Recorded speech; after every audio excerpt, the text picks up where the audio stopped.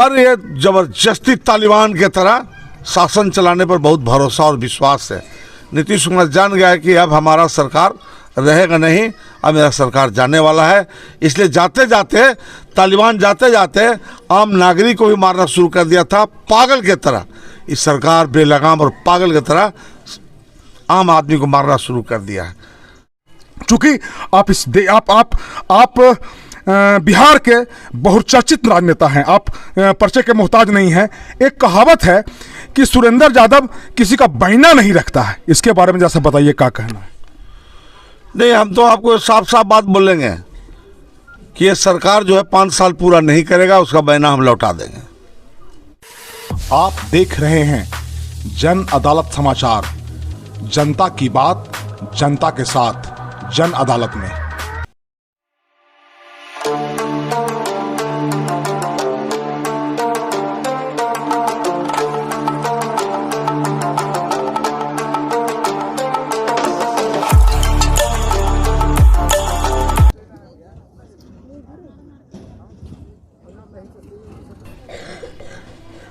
मैं इस वक्त गया जिले के चर्चित या बिहार के चर्चित वो विधानसभा क्षेत्र है बेला, और बेला में भी एक पुराना कहावत है, गया के राह कुरमत्थू।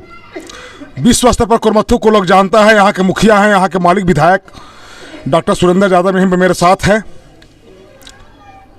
और लगातार ये 35 सालों से गरीब, मजदूर, किसान, वंचित, अकिलियत का आवाज बन करके खड़े रहे हैं।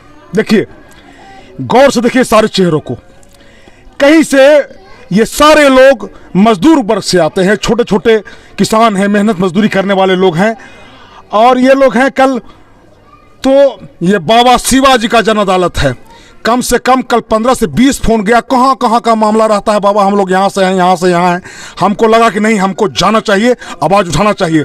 जब मैं कल यहाँ आया था, ये गांव के बच्चे, बूढ़े, जवान सारे हतोत्साहित थे। हमने आते के साथ पूछा कि आपने विधायक जी को फ़ोन किया है? बोला कि हाँ, खबर हो गई है। हमने सांत्वना दिया। मैं एक एक घर गया, सारे बहनों से, भाइयों से मैं मिला। मैं पत्रकार बाद में हूँ, पहले मैं एक मानव हूँ, और मानव मूल्य का रक्षा करना हमारा कर्तव्य होता है। हमारे साथ गरीब, मजदूर, किसान के नेता डॉक्टर सुरेंद्र यादव जी हैं। और ये जब सुनामी चल रहा था नीतीश कुमार का, उस समय ये लहर बन के खड़ा हुए थे मगध में। एक इतिहास है।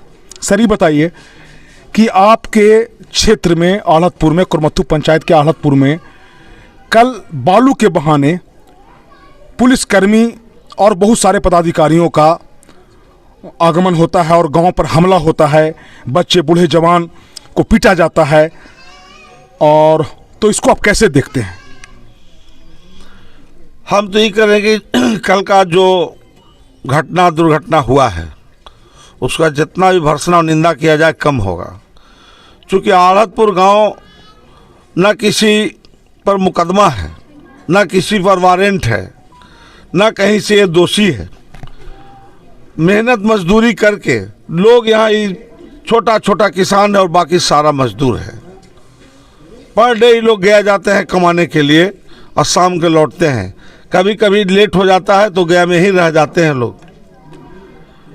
तो ये जो बालू माफिया है, तो बालू माफिया जो है वो बहुत बड़ा सौदा किया होगा प्रशासन से, और प्रशासन से सौदा करके एकाएक इतना बड़ा फोर्स लेके आने का क्या उचित था? क्या इसके पहले कोई विरोध किया था? क्या कोई पहले इसका घटना किया था? अगर लेके आना ही था तो जेसीबी लेके आता, ट्रैक्टर लेके आता, हाईवा लेकर आता, बालू उठाता, कोई विरोध करता तो एक बात था। एकाएक आके आंसू गैस छोड़, कहाँ ले जाना चाहिए आंसू गैस, जहाँ बहुत बड़ा हंगामा होने वाला है।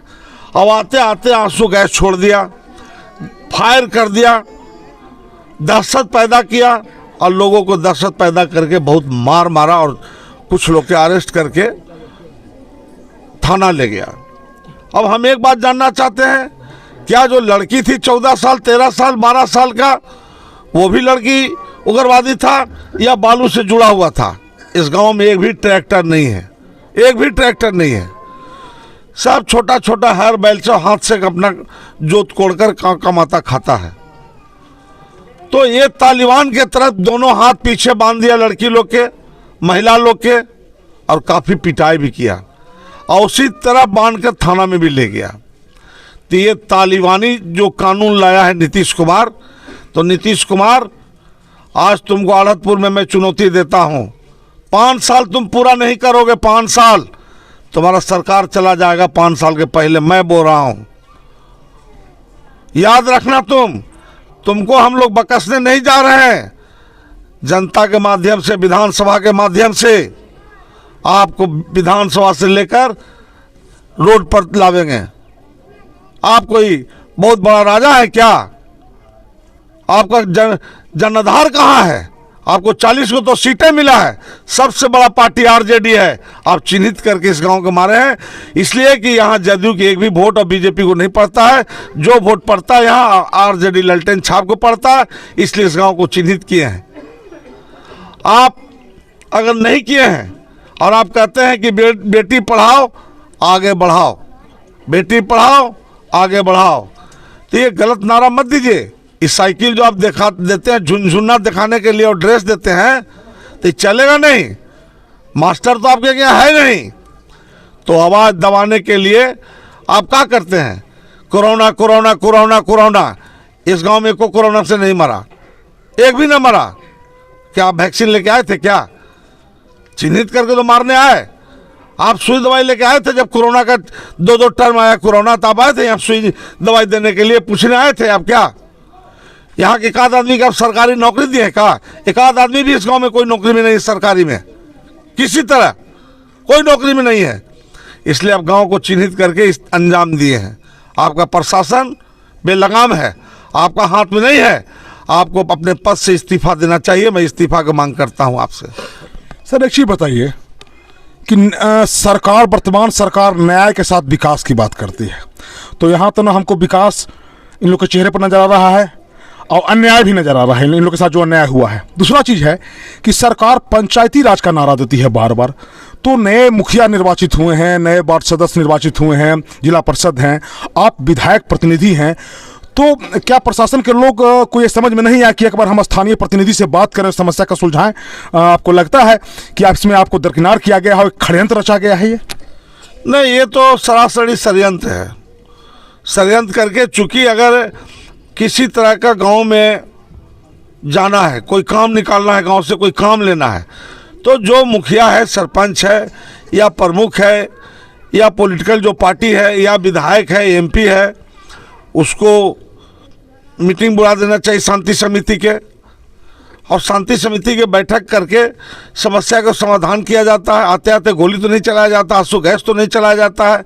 ये विकलांग महिला को देखिए, ये विकलांग महिला है, क्या उचित है कि इसका दोनों हाथ से जो पैर विकलांग है, जो बांगी पर चलता है, उसको तोड़ देना, 10 लाठी इसको ही मारना, छोटा बच्चा को उठा के पटक देना, छोटी छोटी बच्ची को अरेस्ट कर लेना, ये तो तालिबानी हुकूमत नहीं चलेगा। हम इसका विरोध करते हैं। ये दोनों आप हाथ बांध दिए तो तालिबान में होता था, हम लोग टीवी में तालिबान में देखते थे, और दूसरा आज हम बिहार में देखने मिले आढ़तपुर गांव में, और कहीं तो हमको नहीं मिला है। आप कह रहे हैं दारू बंद, दारू बंद, दारू बंद। यहाँ तो दारू नहीं पिए वाला कोई है। मैं चुनौती देता हूँ सरकार को, प्रशासन के, हमको दिखलाइए यहाँ कहीं दारू कोई पीते हुए एक आध को पकड़ाया है या यहाँ दारू कोई बनाता हो।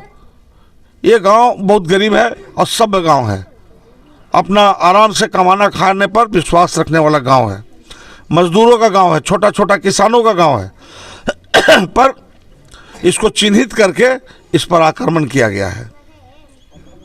एक चीज़ बताइए सर कि अब चूंकि बिहार में सशक्त विपक्ष है और सबसे बड़ी पार्टी के रूप में आपकी पार्टी है और आप लोक लेखा समिति के सभापति भी हैं, तो जाहिर सी बात है कि अब आपकी आवाज़ जो कहिएगा सरकार के कान तक जाएगी।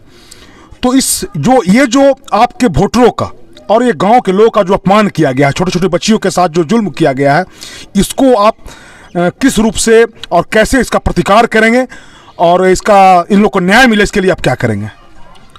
देखिए, इसको तो हम अभी सबसे पहले जो लोग बच्ची को जेल भेजे हैं और जो बूढ़ा मजदूर किसान को, तो सबसे पहले तो उसको हमको छुड़ाना है, क्योंकि वो यहाँ नहीं आएगा तो बड़ा गांव जो है से दहशत में है काफ़ी, और दहशत में है। तो यहाँ कम से कम वरीय पदाधिकारी अब तक कोई नहीं है। इतना बड़ा दुर्घटना घट गया है, पर वरीय पदाधिकारी कोई नहीं आया है। तो वरीय पदाधिकारी को आके गांव के समस्या को देखना चाहिए। तो वरीय पदाधिकारी कब आवेंगे हमको तो समझ में नहीं आते हैं। जिसको कहिए तो सब भागे जा रहे हैं पटना मीटिंग में। पर नीतीश कुमार से और जो प्रशासन है उससे चल नहीं रहा है। चलता तो कल गया में भी बहुत बड़ा घटना हुआ, पुलिस को गोली चलाना पड़ा काफ़ी, और काबू पाया। वहाँ भी आंसू गैस चलाया गया में भी, शहर में। अब बीचों बीच शहर में भी जब आंसू गैस चल रहा, गोली चल रहा है और उसमें भी मारा जा रहा है, तो इसका मतलब कि न सरकार से चल रहा न यहाँ के प्रशासन से चल रहा है। तो जब तक विश्वास में नहीं लेगा तब तक तो हमको नहीं लगता है कि किसी तरह का अप्रिय घटना से निजात पा सकेगा। उसके बाद हम जाएंगे अपना जो मेरा लीडर है, नेता है, अब उससे हम इस पर बात करेंगे। चूँकि जो कागज़ हमको मिला है तो प्री प्लान था, जो कागज़ हमको मिला है कि प्री प्लान था मारने के लिए ये सारे लोग को, और चिन्हित करके ये सब मारा है प्री प्लान से। अब जो लोग 14 तारीख का ऑर्डर निकाला ये सब मारने के लिए, 14 तारीख को, तो 14 तारीख के बाद एक आध बार कोई प्रशासन के लोग आए इस गांव में, कोई वार्ता किए हैं क्या?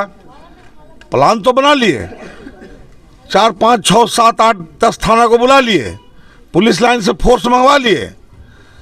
जो इसका घर में था खाने पीने का अनाज था सब एक दूसरा अनाज को मिला दिया दूसरे अनाज से, गेहूँ चावल बेसन मैदा सत्तू सबके एक दूसरे में मिला दिया, नमक में मिलवा दिया, वो सब करासन तेल में मिला दिया।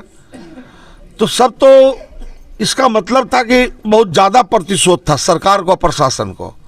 हम जानना चाहते हैं क्या इसका कसूर है। अगर कोई सुरक्षा मांग रहा है आपसे तो आप सुरक्षा नहीं दीजिए। गांव बहाने के लिए आप तैयार हैं, गांव को बर्बाद कर देने के लिए तैयार हैं, और गांव को सुरक्षा देने के लिए आप तैयार नहीं हैं।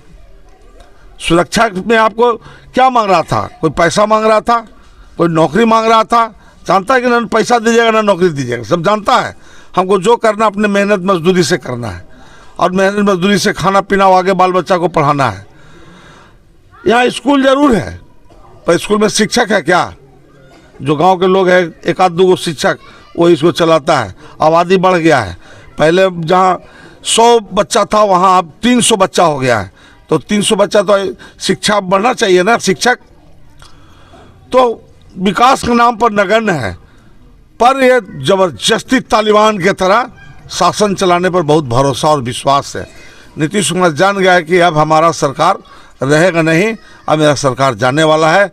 इसलिए जाते जाते तालिबान जाते जाते आम नागरिक को भी मारना शुरू कर दिया था, पागल के तरह।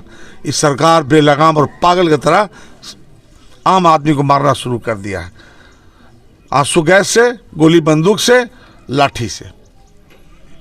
तो ये थे मगध सम्राट डॉक्टर सुरेंद्र यादव। देखिए, हम जो मेरा चैनल है, जो हमारे फॉलोअर हैं, अगर कहीं भी अगर आपको लगता हो कि आपके खिलाफ अन्याय हो रहा है, जुल्म हो रहा है, तो मैं दलितों के लिए, वंचितों के लिए, अकेलेतियों के लिए मैं खड़ा हूं। देखिए, मैं परसों रात में संडा पंचायत में था। वहाँ संडा में एक नया लड़का जो है मुखिया 20-25 साल से जो लोग थे उनको हरा करके बना।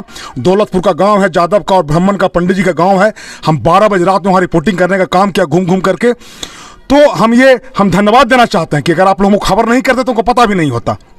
और हम तब तक इस न्यूज़ को चलाते रहेंगे जब तक, चूंकि 25 तारीख से विधानसभा भी होने वाला, हम विधानसभा में भी घूमते रहते हैं, जाते रहते हैं, और हम माननीय विधायक जी से भी कहेंगे कि इस मामला को विधानसभा में उठाइए, महिला आयोग में इसका जांच कराइए, ताकि महिलाओं को न्याय मिल सके, बच्चों को न्याय मिल सके। बच्चों के लिए कानून है, औरतों के लिए कानून है, महिलाओं के लिए कानून है, उस कानून का उल्लंघन किया गया है। इस संविधान में किसी पदाधिकारी को, किसी को भी कानून हाथ में लेने का अधिकार नहीं है।